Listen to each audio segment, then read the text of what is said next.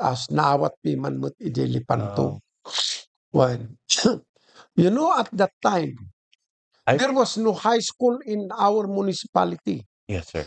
The nearest that you can take your secondary education is Lepanto. St. Mary, St. James Sagada. St. James, Bisao. Basaw. And then Cervantes High School, managed by the Roman Catholic Church. So I decided to follow my father, Eject Lepanto. Lipanto. So that was what. And then I enrolled in, of course, in Lipanto High School at that time. Yes, sir. It was not yet known as National High School. During your time, sir, the gija estudyante ti Lepanto ket mixture eh. Pero usually anak ti minds, dagiti leaders ti minds. What's the feeling na ganun yung ano? Yes.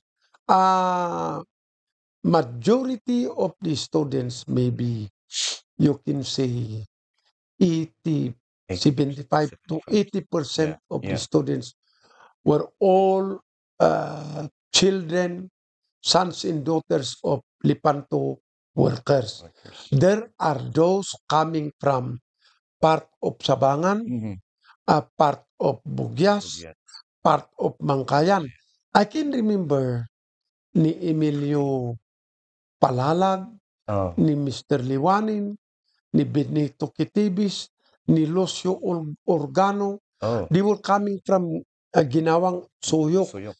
And then I have a lot of classmates from Mangkayan, that Teodoro nga Bulii, of course, ni Aida Singwi, nagaduda nga classmate ko nga taga Mangkayan Piman.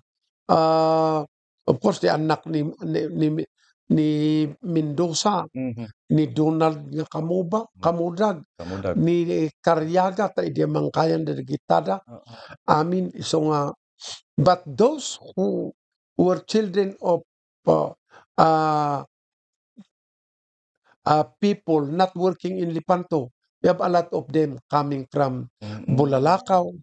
So the kwanti ko. Sources the students studying in the high school at the time. The Pidao ni Narciso nga Pasiteng. So nga katugawak piman ni Narciso nga Pasiteng. Idi nga I did not know piman adagayang piman mo't sakit ng kisiw. So nga jada kami ti first year ket sos taharo na piman di jay lapis na ting arithmetic. Puputam nagkisiw ket kastana rumwarti. Gadu nga ako tingiwat. Kastana dumanon mo't iti baginan. I was the nearest one. Tim aray dagiyay kakadwami mabuteng dangam siya kaket tinengel ko da iman in order that he will not hurt himself. Enggan sumangput ti ambulansya nga. Timpan da piman di hospital umat imin bagmat piman. I have a lot of close friends di jay nga who were not children of Lipanto workers.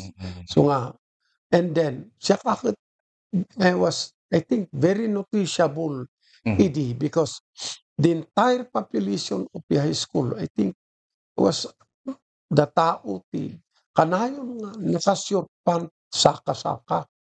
Niya nga ron, karigat ti biyang. Dito pa inusar ko nga notebook ti first year ko ket de inusar ko di patsakan nga naibos de pages na. Inik ko de nasurata ko, I continued using them. But that saved me from suspension because again, gaputi karigat ti sitwasyon ko. Pulos anak nakaramraman deta soft drinks o no. During those times. Tinapay, awan. Tataada ti kaklasik nga manugal da. So, kiyang I should say, lucky Yeah, lucky nine. nine. Ay ayaban da siya ta. Piman no ni ibagbagada sumusurot to. Oo. Yang ay pimpimanak. Siya ti kargadul na. Ah, Itil notebook da. Wa intono kwan mapang kami de kunada nga mapandapag okay. sugalan lucky nine.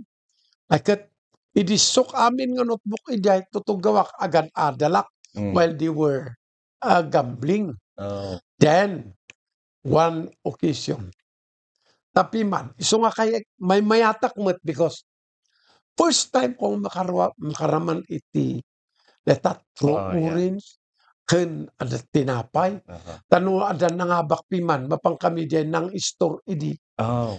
Inayon da siya piman nga igatangan.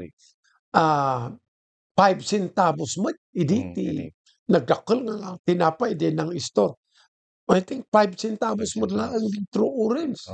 At that time. When, ano sa, now, da kami di likod ti barracks, agsusugal da. While I was studying, sitting on their notebook, idikwan, naibati mo di may sanga notebook ko, di basbasa akit, di leksyon ko nga kwa. Dada ito Luis Ngayodan nga security ti Lipanto. I salute that man. That security man. Talagang i-monitor na nga na siya tagiti estudyante nga hangag klase nga mapan ag sugsugal. Resist mimut dayay makiding deta sugal. Di ko matkit kitaan awanin asidigayam kan tim maray da amin digi kakadlok ag sugsugal. Siyak mutin kita awan siyak muti aputunan. Tim marayak mut I left those notebooks of my companions including mine. So inala ni Luis Ngayodan. My classmates nakakabil del notebook da nga Lipanto High School. Impana ni principal mi idi Kiriko Saturnino. While me, the notebook ko nga binati Patsyakan Elementary School.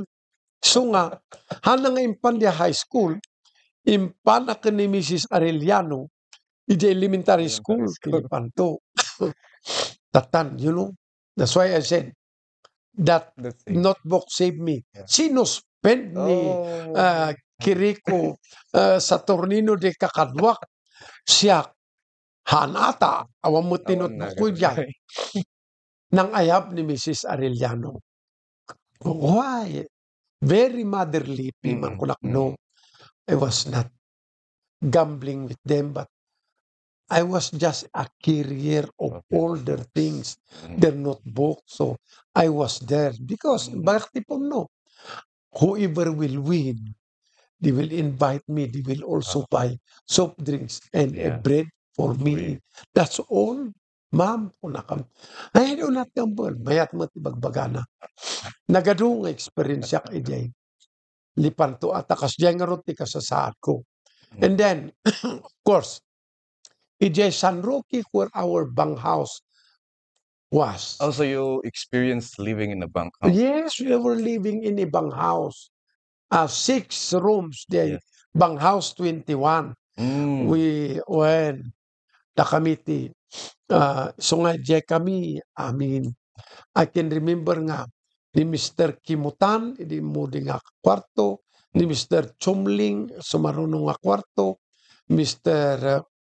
Anungos, sumarunong nga kwarto, and then Mr. Tangib, kan Mr. Tarkwan, and then sumarunong number 5, ni Minisis, kan ni Noviloso, santo da kami nga pamilya. Wow, your memory is very sharp, sir.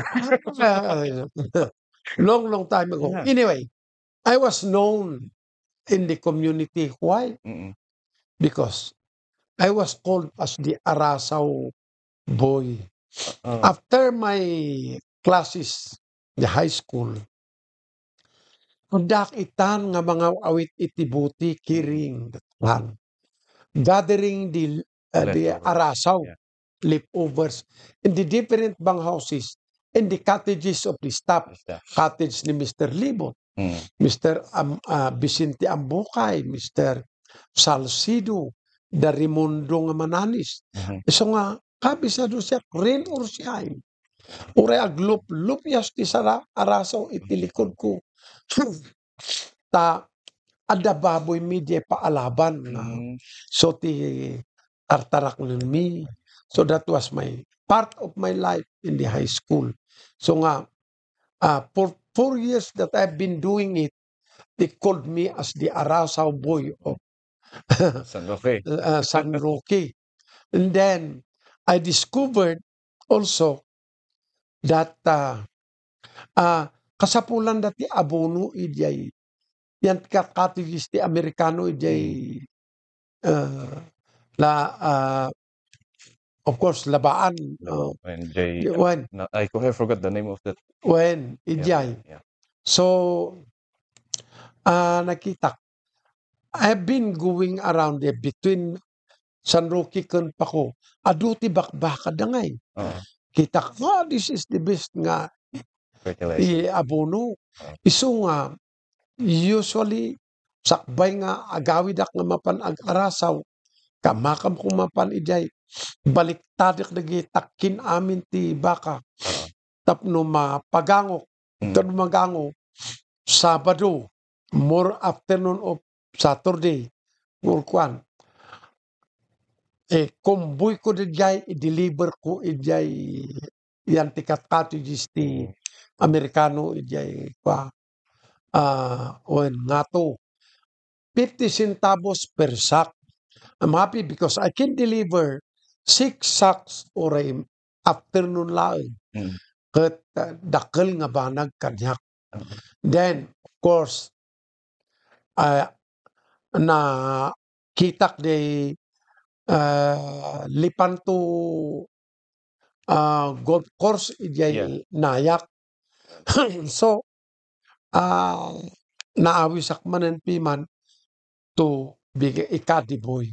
That's why in 1961 to 1965, or in short, after before I left, before I graduated, I was also a caddy boy during weekends.